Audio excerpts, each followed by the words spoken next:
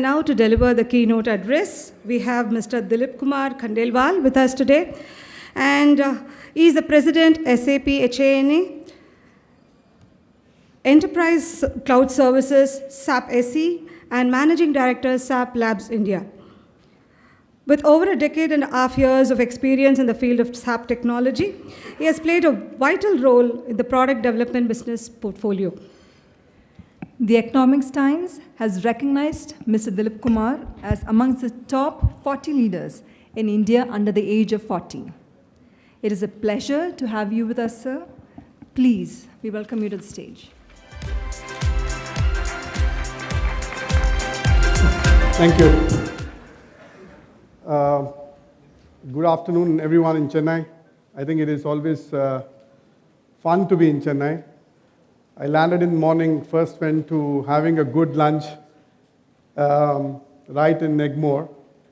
As always, Chennai is better traffic compared to Bangalore. In Bangalore, you cannot move at all. I think Chennai is that way far more better in that sense. So my session, I think, I'm asked to speak on innovations and more specific on cultural innovation. And I think innovation is a term which is, as you know, is used in so many ways and so many terms. It is such a common word to use it, and people associated it very easily in terms of. For me, innovation is something where a company can differentiate itself from other with a product and which can substantially monetize and make a big difference to the market. And what does it mean? I mean, if you look at in innovation terms, it typically evolves into and boils down to a few particular things inside any enterprise or any big companies. When we talk innovations, it always relates to what kind of resource you're going to put in, what kind of effort which is required, what is the process to run it, what are the things you require to make sure that innovations and we are perceived as innovative companies.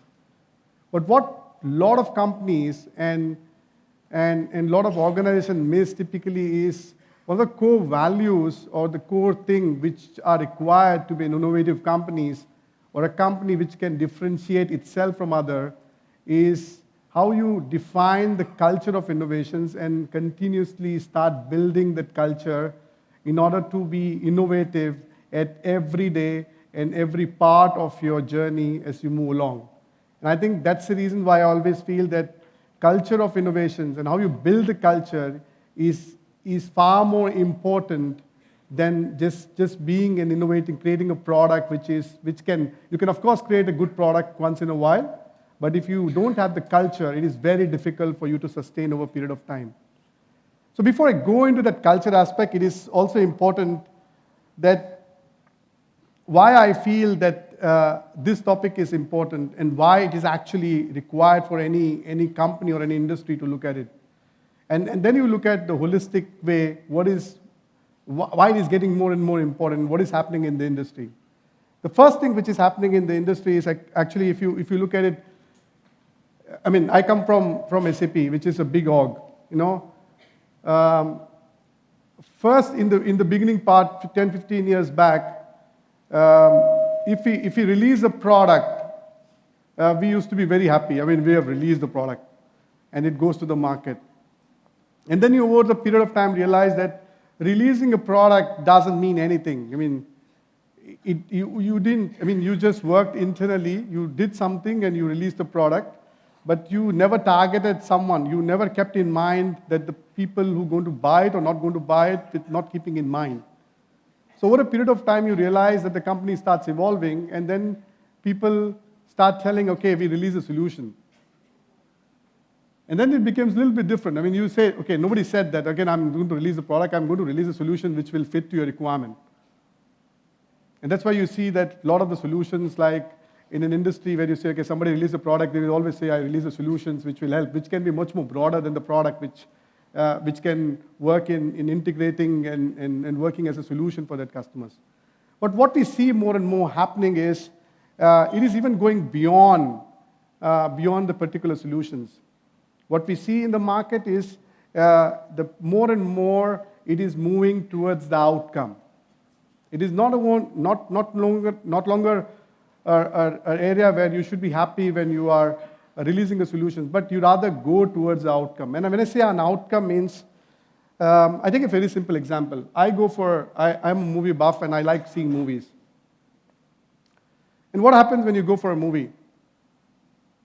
I pay the ticket for a movie, I go for a movie, and there is a high probability that I get upset because I don't like anything in that movie and it is a waste of my 3 hours of time, and it becomes a pain rather than loving it, right?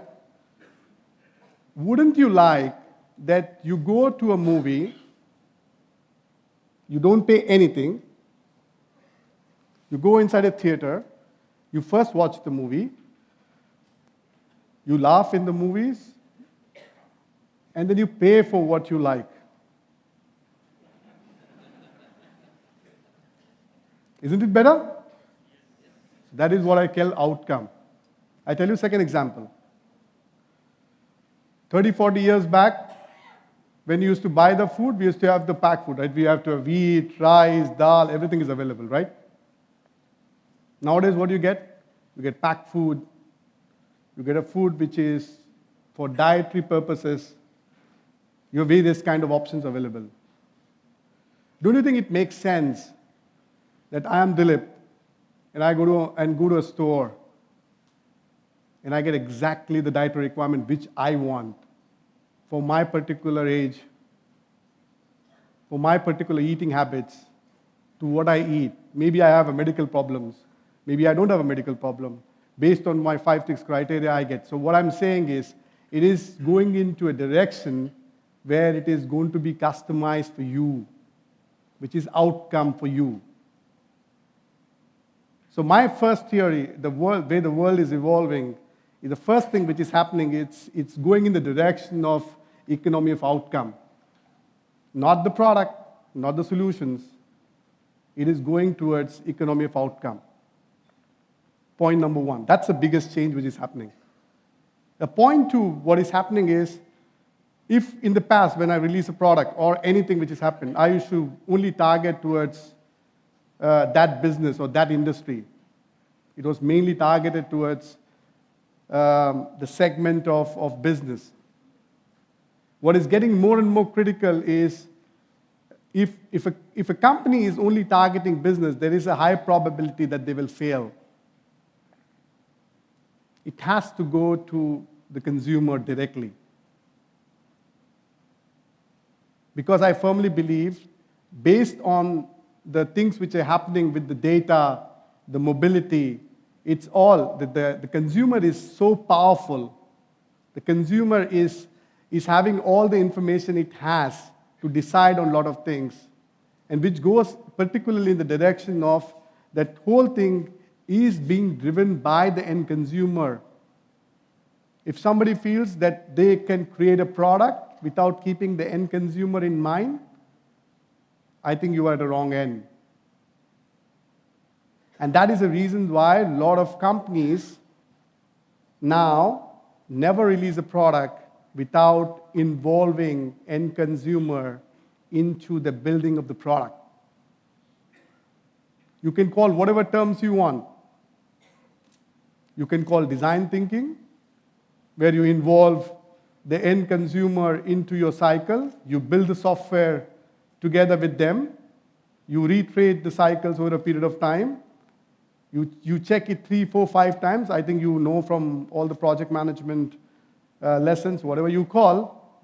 But ultimately, you build a product or build a thing which is fitting to an end consumer requirement. So it is going beyond businesses. It is going and targeting the end consumer itself. So my second point, apart from the outcome-based economy, is there is an economy which is going to be predominantly driven by consumer. Now, the question is, why this is happening now?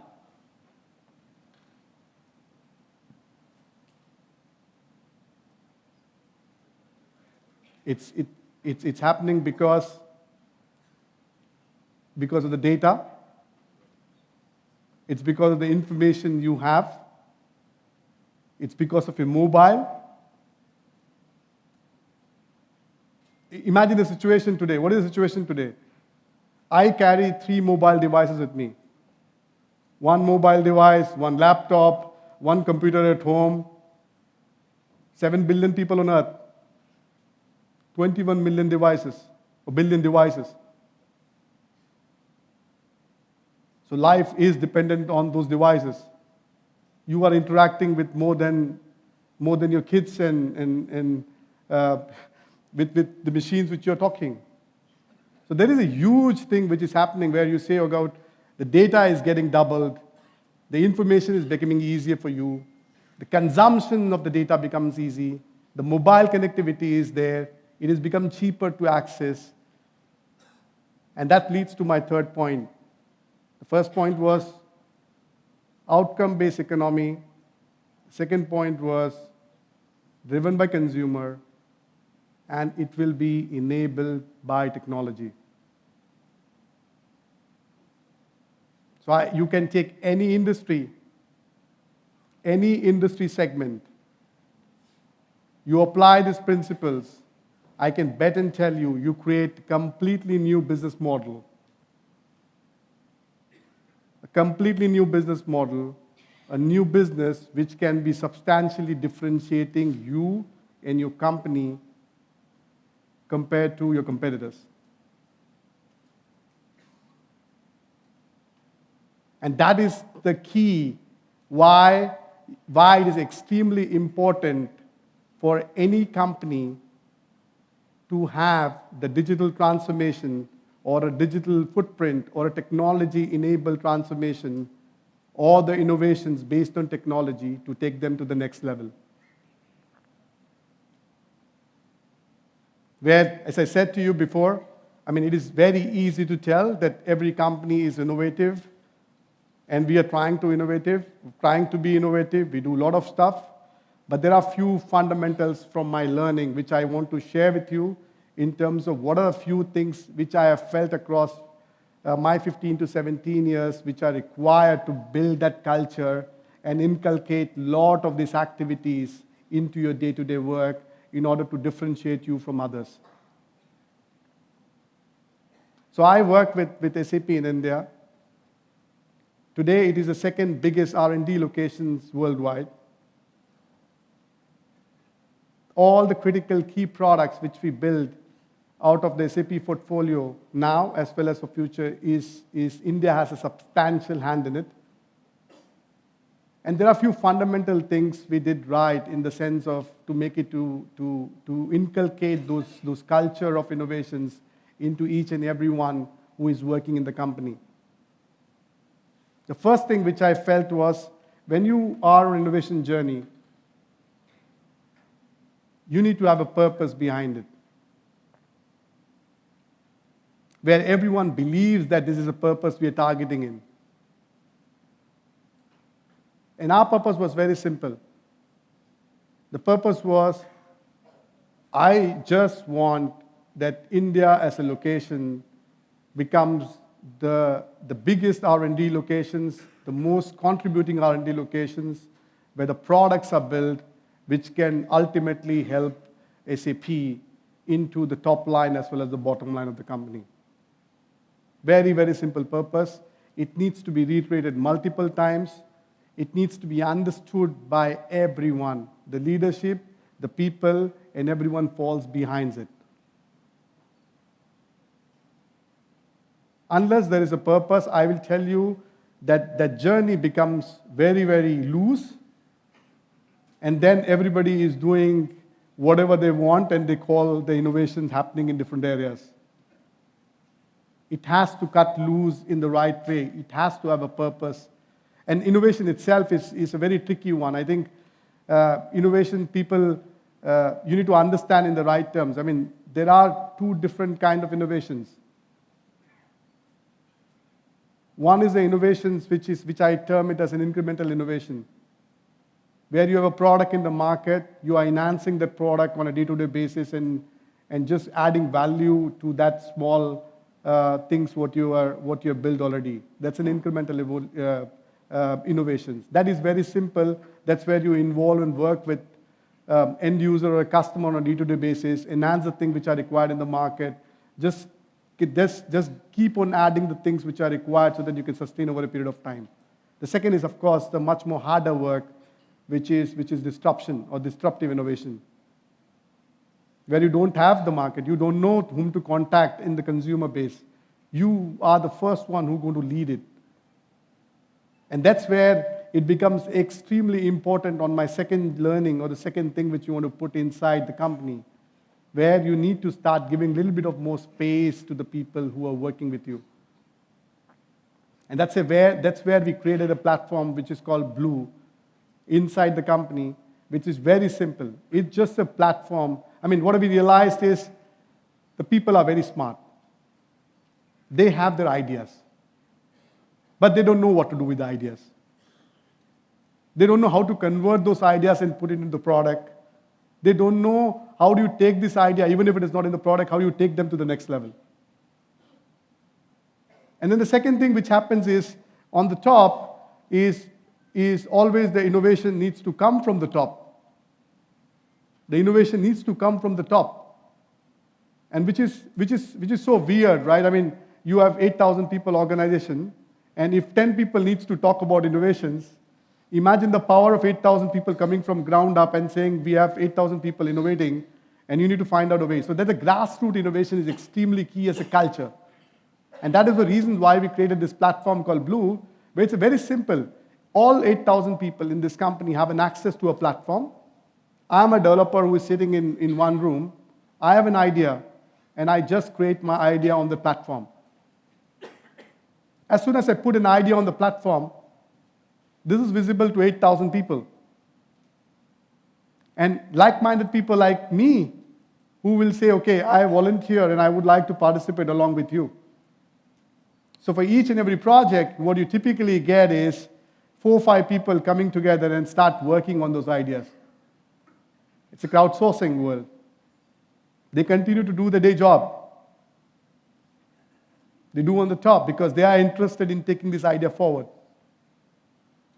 And over a period of last 2 or 3 years, you realize that a lot of these ideas are pocketing and moving into a direction. Once it becomes a prototype, you start getting the right product and the right development team into it. You start putting that into the product development cycle. And if something is new, we just put a little bit more effort and started creating something new as well. And that becomes a completely new motion. We have close to 150 of these projects running internally. And the second aspect is just let people loose. They come out of the college, they're young, millennials, they're very smart. You don't need to tell them. And that's why I always see the leadership needs to allow them to do what they want in the right way. Tell them, of course, in the boundary conditions, what is required, but I think you needing to allowing them, and it is extremely key. That's the point number 2 which you put in effort. The third thing we realized is, typically in the big organizations, the culture aspect comes in is where you know how complex it can be, and you need to work in your particular area. I mean, I work out of this department, and I am allowed only in this department. The third thing I realized, it doesn't work. You need to deconstruct these boundaries. And this is a tough one. That means when they come with the idea and you start propagating the ideas, you need to allow them to work across, because it's known and proven when you want to be disruptive, the innovation actually happens at the intersection point. What is the intersection point?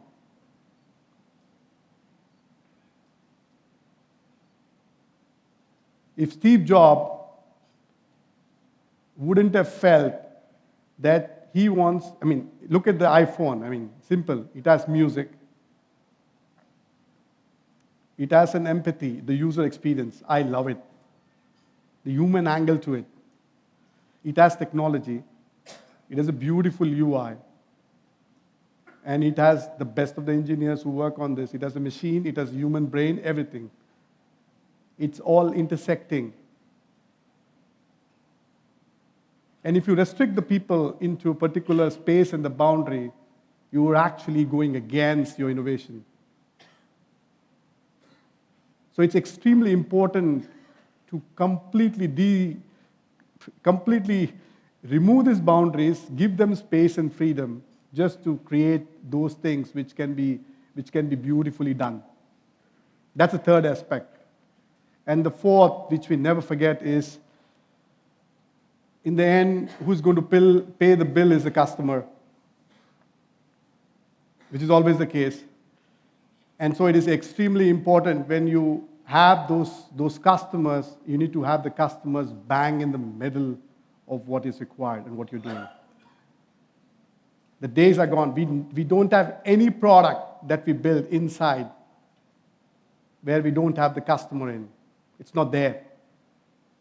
We will stop the project if there is no customers or end consumer into the product which you're building. So those are the four aspects for me. And I keep it very simple in the sense, and then I will open for the Q&A. But the theory here is very simple. I genuinely believe, and I think the companies, a lot of the companies are innovating. If innovation is in my opinion, is the only differentiating factor which can take the company from 1 year to a decade to multiple decades, if you are innovating faster and keeping differentiating yourself from your competitors. So it's a very simple game. Either you innovate,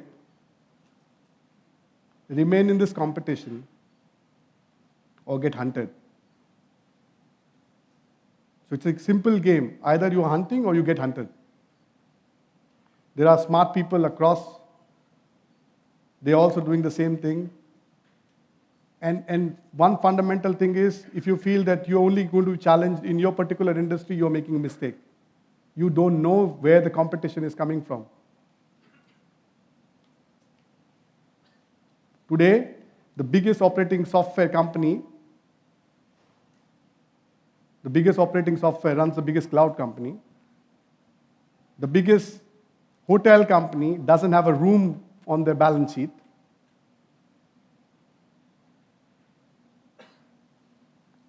And there are cab companies who have wiped off, I don't know, the whole transport industry.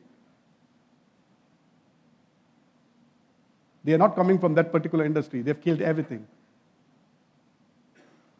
So you need to completely look at what is happening around and deconstruct everything and not look at only your particular area and kill it. So my last point, if you can take with you, focus on just pure culture. It is very important that you take that culture into your company, start building. The power of the employees innovating is much more than the few people deciding at the top. The culture needs to be there. The whole company needs to become an entrepreneur in a certain sense, whatever they build and how they build it, and that's how you can differentiate. Thank you very much.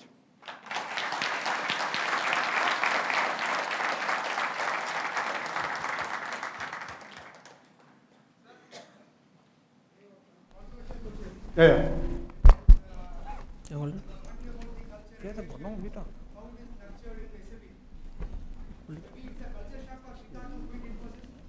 Who? What is it?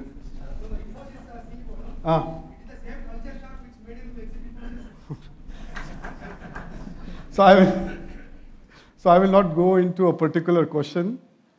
I know only one thing about Vishal is a very intelligent person who has contributed huge inside SAP. Beyond that, I'm not going to talk about culture and non-culture about an individual person in this forum. Yeah. Yeah? You have the box, bro. Yeah. In the very beginning, we were discussing about how the third point you made, actually the third approach, that we have to go to the final consumer himself. Yeah. So in that sense, is the iPhone as a product or a process, is it an aberration or can it be replicated? Let me just explain it further. iPhone or Steve Jobs himself was a maverick, and it's a maverick product. They built in $20 worth of value addition, and they have the guts to charge maybe $400 extra for that. So I don't think they go from the consumer side of the thing. Rather, they innovate themselves, and then they are very pretty sure about selling the stuff. Suppose the iPhone 8 doesn't perform to my expectations, will people lose faith? I don't think so. So I think you understood. So what I'm saying is, you're completely right. So that's why I said there are two kinds of innovation which happens. When iPhone was conceived, and when I came for the first time, I felt it is, you can argue whether it was very easy to conceive and bring this up, but I feel it was one of the most difficult things, and it was a disruptive thing. It disrupted the whole market. Yes. But For starters, yes. For the beginning. Once the product is out, the iPhone is in the market, the next release becomes an incremental release, and then it becomes very important what the consumers are feeling about it, what are the requirements and all the stuff. That's where it becomes an incremental emotions on the top. But when an iPod came, iPad came, iPhone came for the first time, this was the disruptive innovation, which only happens where we don't know who is the consumer. Of course, there are people who feel and understand that a lot of things, when you put at an intersection point, typically, I use an example also in the iPhone. You can take any example. I use also I always get questions on how you build and how you scale up. I always tell that hire the best people in the industry, Okay. and who are better than you, hire them. And then what is my job is just to make sure that they talk and interact with each other. And that's the same thing which applies everywhere. The thing with the intersection is you cannot find who is the end consumer, you don't know. But if you believe in certain topics that will add value in a certain sense, you can create disruptive things. What I wanted to ask is the brand iPhone itself is so powerful that the sort of forgiveness that I as a customer have for iPhone, that same kind of thing cannot be replicated for a Samsung or something like that? No, it's not like that. I mean, what was Apple in 1997? It was dying. Reinvented. Yeah, so it is. What I'm trying to tell you is, this is a good example. I mean, if you're not innovative and you don't have a product which is going to disrupt or being differentiating yourself from others, it's very difficult to survive. It's not just iPhone example. I tell you, the days are gone where somebody feels that my company is there and it will remain in Fortune 500 or Fortune 100 for 100 years. This is gone. You need to survive every day. If somebody feels that I am the market leader today and it will sustain for next 5 years and 10 years, it is not true. You need to keep on. Right. And so that's an example. I mean, iPhone put their foot down and they created something. I need to credit to the whole Apple and the Steve Jobs and the team. I mean, it's a beautiful thing which has come out. Thank you so much. This question, thank you for the insightful talk. You mentioned about a bottoms-up approach as opposed to a top-down, right? Now, one of the challenges that I see a lot of companies facing is how do they motivate their employees to actively participate, in innovation, so that it becomes a culture. Yeah. One approach that I've seen is innovation is added as a performance goal. Yeah. That I see a lot of companies doing. Do you think that that's a good approach? So, good question, because I think it is extremely important that you can preach is one thing. I think what people like is that the management and the company treats that it becomes very important, whether you put as a part of the goal or rightly recognize them in front of the other people, in front of the stage. You recognize the failures. It's not, I mean, when you're innovating, I mean, I don't expect that out of 150 projects, I would be very happy if 5 projects moved into the product. Because it is not the case that everything needs to go and become successful, but it is that culture where you recognize the people right, everyone. It's not just, So example I tell you, we had our yearly event yesterday where we opened for hackathon, and which is basically a part of generating those ideas. And there are 750 people who participate. 150 people went to the next round, but I recognize all 150 people at the same level, although few people will win. So, and people like it. People want that their products, their things are going into the product. They are rightly recognized. They are rightly put forward. You can decide whether you want to put as a part of the performance goal or not put as a part of the performance goal. But I think it is extremely important that you recognize and you put an importance everywhere. Hello. Yeah. On a similar note, Yeah. what would be your advice to smaller companies? And SAP is very big for us. Yeah. Having similar models where we encourage our employees to come up with ideas, and it leads to, rather than encouraging the employees, it leads to demotivation, because you guys come up with ideas and we trash them. At the end of it, all the hackathon turns out to be an act of demotivating the team. So what would be your advice to smaller companies who want to innovate? So this is a very, so it's not a question of, I felt it is, this question, in my opinion, it lost a lot easier in a small company than a bigger company. A bigger company has a fundamental, no, I just tell you and then we can talk, so it's no problem. The bigger company has a problem of when you, so we work a lot with startups, okay? And I tell you, startups comes for two reasons, where they want help from us and where I feel the startups is important. Where the startup gets stuck is where you feel that they are not able to scale. Okay, scale. And where they don't have an access to the market, the go-to-market and all those things. That's where the two areas where they struggle. Where they are brilliant is the idea, the agility, the pace, the changing. Maybe it is because everyone is doing everything. Maybe there's a certain chaos which is required in the beginning to make you successful. Where they come for us, for the big companies, is typically, that's where I felt the startups is helpful, is that you give them the certain kind of legal advice, the UX advice, how do you scale this product, how do you go to market and all those things. That's where we see a fundamental difference. But big companies typically goes into a process mode and typically becomes a little bit smaller, slower than the new companies which are coming. But then you're completely right. Then the question comes inside that company of small, you have so many ideas and so many things. My suggestion in always this case is, at a small company level, even if you're very small, be very, very focused on what you want to achieve.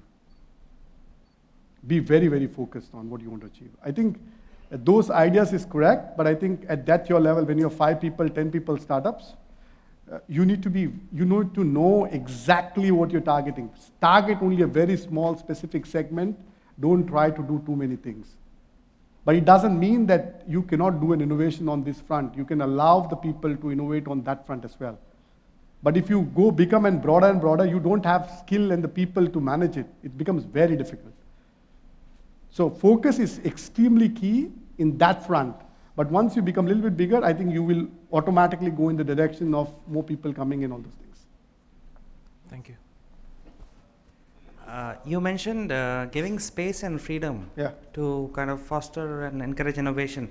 By that, do you mean like giving employees some dedicated time for this? Like what happens in Google, 20% creative time? So we also do it, but I didn't mean that. I just want them, when I talk about innovation, I talk only about innovation agenda inside SAP only. And I want all the policies reflecting that agenda. All the customer thing reflecting that agenda. I don't create any policies, or I don't want any policy which is not helping on that agenda of innovation. So I give them space, I give them freedom. I want the policies which are allowing the space and freedom to work on. I allow them to work out of home. So all those things needs to fit in. If there is a woman who goes on a longer period of time, I need to help her just to make sure that they are an integral part. The diversity becomes an extremely important piece in this game. I think people misunderstand always the diversity piece. I just really would like that when I form a cross team, the cross team is gender diverse, generational diverse, and also the cultural diverse. I would like that whole of this thing comes together, because I genuinely feel when you get all the different expertise in the table, you start creating something new. And that's what the space and the freedom needs to happen. We keep the office open. Everyone keeps the office open throughout the day. They can come whatever time they want, whatever time they go. Nobody is caring about, but it's as long as they deliver it, and it's good. That's what I mean by space and freedom. Can I ask a follow-up question? Yeah, please. Okay, probably that's like SAP is a product company, and then you don't have such fixed timelines. But in like services company where we are billing by the hour, and we have got like 8 or 9 hours fixed towards the end customer, and then we also want these employees to contribute to innovation. Do you think it's fair for managers or leaders to expect that employees will be billable to the end customer for 8.5 hours, and then also work towards innovation and put it part of the innovation goal, and make them kind of feel so I'll tell you, I mean, this is the same. It's not with service-based companies or product-based companies. I think product-based companies also have their own day-to-day work. It's not that it is billable or not billable. But I think it is, that's why I felt that these are all the things in the culture. So this is all part of the culture game, where I never meant that innovation has to happen only on product.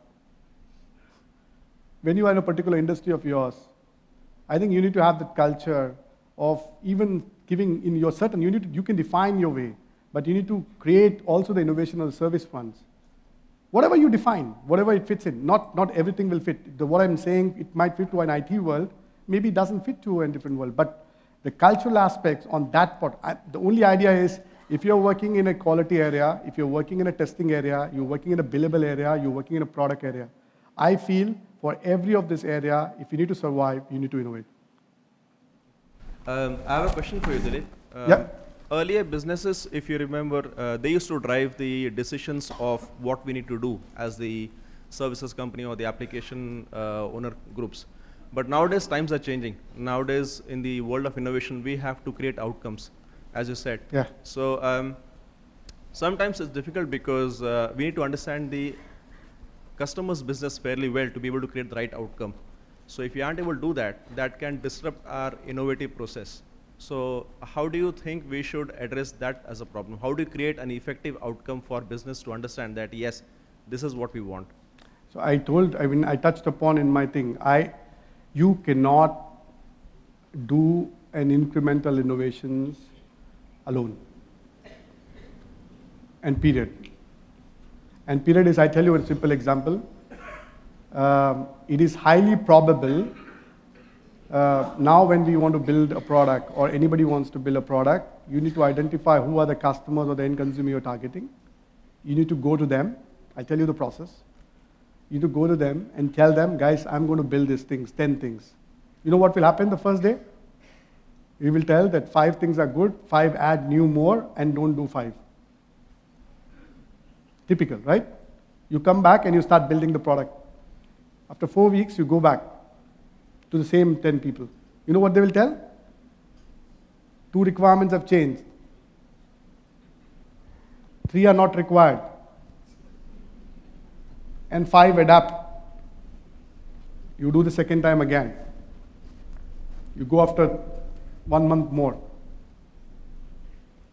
So over a period, when you do 3-4 times, in 3-4 months, you will come across almost a period where he requires certain things. It is a far better thing that you know that you have built something where he's going to buy, rather than if you build something before, where you are sure that when you're going to go to him, it will fail. So that's why I said this whole purpose of design thinking, involving the end consumer and the customer on a various iterative cycle, is extremely key for delivering the product or the services. Thank you. We are closing with the questions now. Last question. Okay. Okay. See, you said for the innovation, you should have the customer in mind, or the customer focus, or the needs to be taken care of. But, Steve Jobs once said, customer do not know what he wants. Yeah. So, So now if we are get limited in our thinking, just thinking about the customer, what he needs, and is it that, will it not happen in such a way that our thinking is limited to that? Steve Jobs did a lot of innovations and it was just taken. So that's why I tell you, whatever we talked with the previous example was incremental. At the same time, you need to have a certain what thing. Steve Jobs did was not incremental. Yeah, exactly. It was disruptive. Yeah. Okay. What I'm saying is that means that all the companies. That's why I said that's where you need to get your people and the space and the freedom to come with something new, and that is disruptive. You might come across one or two things which is not there. Yes. That's why I said, and where I talked about it, you might, and that typically happens in a certain point of intersection. It can be an intersection between machine and people. It can be between machine to machine. It can be from different industry to one industry, and then the people interacting with each other. It can happen anywhere. It can happen in IT, it can happen in retail, and it can happen anywhere. And that's the reason why I feel it is extremely important. Apart from incremental innovations, you need to have the ground up innovations where you give the space and freedom to people to completely think, give them space, but completely think out of the box, where you start thinking and creating a product, and that is what I said, disruptive. At that point in time, you don't have the customers. Okay. Thank you. Thank you, Mr. Khandelwal, for the keynote. As a sign of our gratitude, we would like to present a memento and a spot event photograph in memory of the conference. May I request Mr. Tejas Sura, Senior PMI volunteer, to do the honor.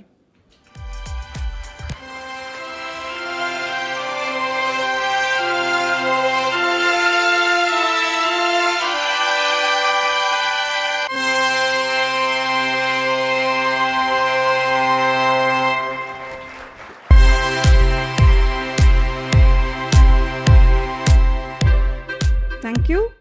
Now let's